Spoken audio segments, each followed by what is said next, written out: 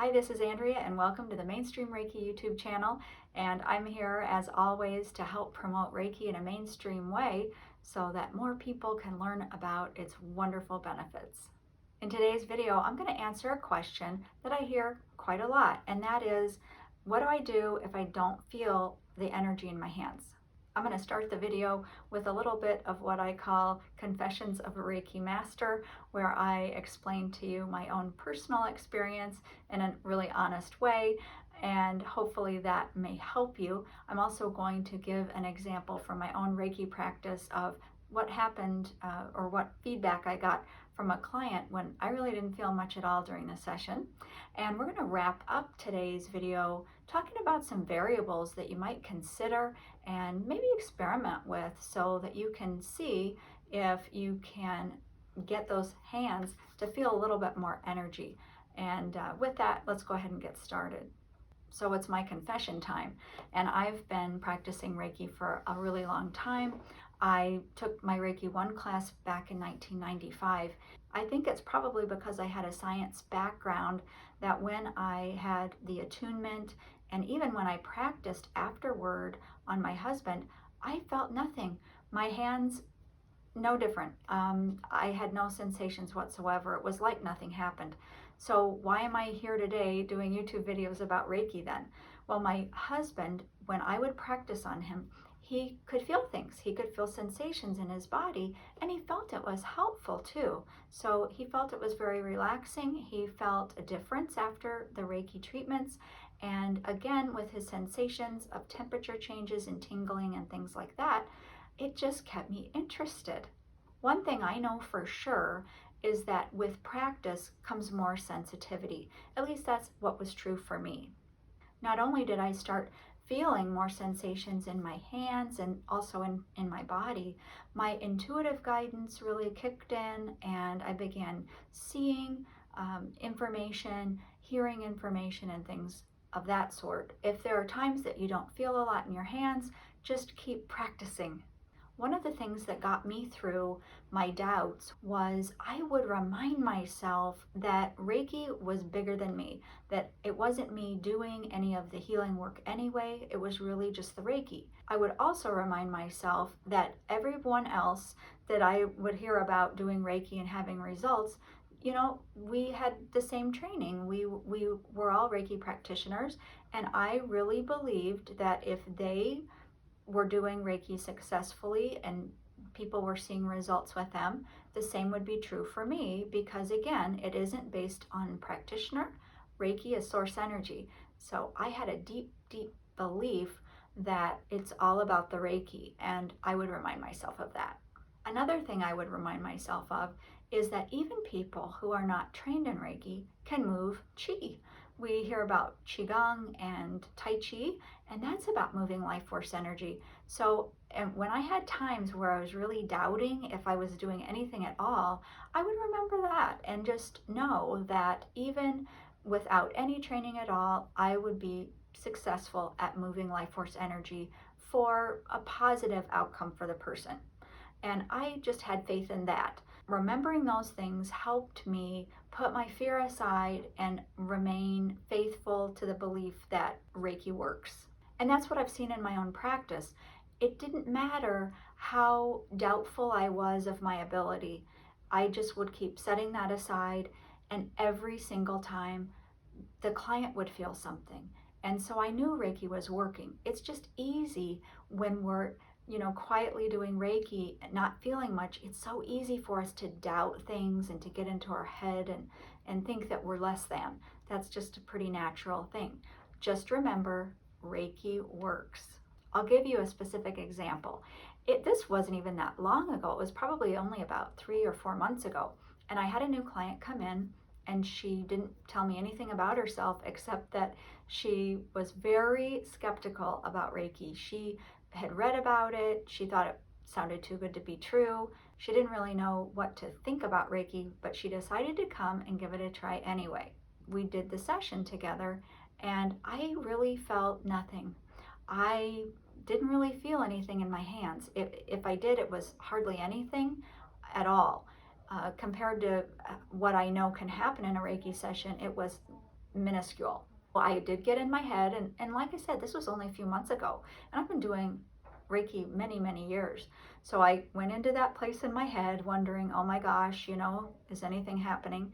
I caught myself, did my best to set that aside, and continued on with the Reiki treatment, and I just trusted that Reiki's doing whatever it needs to do. At the end of the session, I gently, verbally prodded her to go ahead and return to the room, and it didn't take long. She opened her eyes, turned her head, looked right at me, and said, "Reiki is real." And I'll never forget that ever. She just had this look on her face of shock, amazement, wonder. She just was really amazed. She was so excited, and she went on to explain to me all the different sensations that she felt and the images that she saw, things like colors, all kinds of things. And she had an amazing experience, all while I was wondering if anything was happening. I wasn't feeling anything. So this happens in my practice from time to time. And I think one of the reasons it does happen, I think that it is just a reminder to me every so often that Reiki's doing it, I'm not doing it. So it helps me just to remember that. Lastly, I'm going to just talk for a few minutes about some variables that you might experiment with. See if they have any effect on your sensation of the energy. And the first variable that I'll talk about is grounding. Make sure that you are fully grounded before each of your sessions, and see if you notice a difference in your sensations.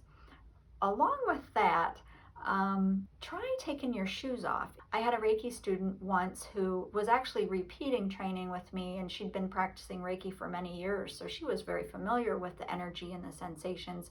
She said that she would never wear shoes when she gave Reiki because it dampened her ability to feel the sensations. I'll just put that out there for you in case you're wearing shoes and not feeling a lot. It's an easy thing to give a try. Experiment and see. Another variable that I'll mention is caffeine.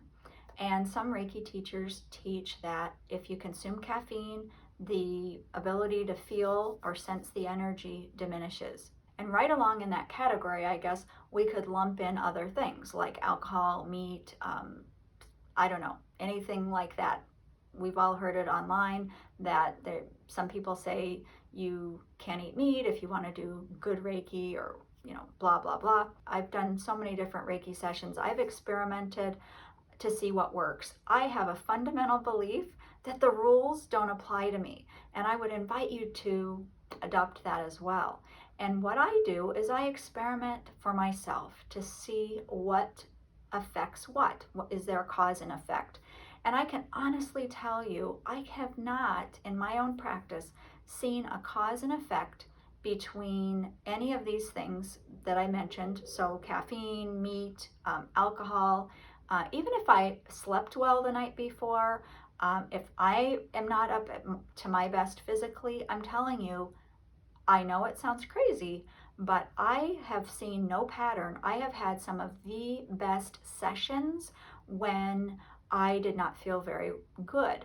But, for me, I decided to go ahead and do the sessions because I had a full day, and I want to live what I teach, and that is trust Reiki. And that's what I did. I'll do up to 4 Reiki sessions in a day. And what I've noticed is there's variation through the sessions. And what I mean by that is if I had caffeine in the morning, I might come in, I might feel for my first Reiki session, a fantastic session where I am tuning into them really well. I feel all kinds of sensations. The session is fantastic.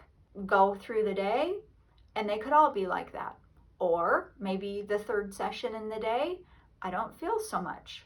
It doesn't make sense. My point is there's variation more between clients than between my behaviors. If I come in and I see clients and I'm tired, for example, then I'm pretty much going to be tired the whole day. But I can have fantastic session followed by a session where I don't feel so much, followed by a fantastic session. You see, so it doesn't quite match. If I try to assign a reason for the difference to something I ate the night before or drank that morning, or a physical state that I'm in, like being tired. So it's important for you to notice if you experiment with some of these variables, look at all the sessions during that time so that you can compare, not just a single session.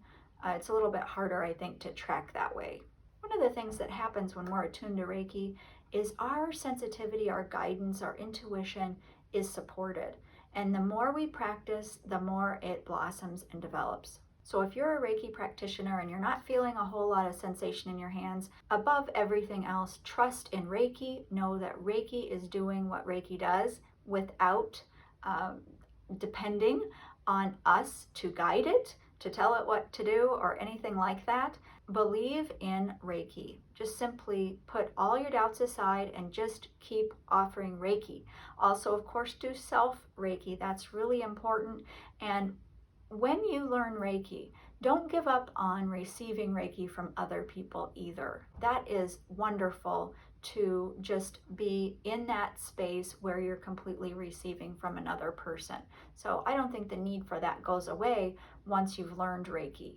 A combination of Self Reiki and receiving Reiki from others is best for our own healing, for our own development, and deepening our understanding of Reiki itself. Just keep practicing and deepening your connection. Until next time, this is Andrea, and I so appreciate you joining me here today, and I hope the video was helpful. If you liked the video, please like it. You can add comments down below if you want, and please subscribe to the channel so you can get notifications about when all the new videos come out. And if you have ideas for new videos, let me know. I look at this as our channel, so you can help me design and create it as we go along. Thanks for your input, and thanks for watching. Until next time.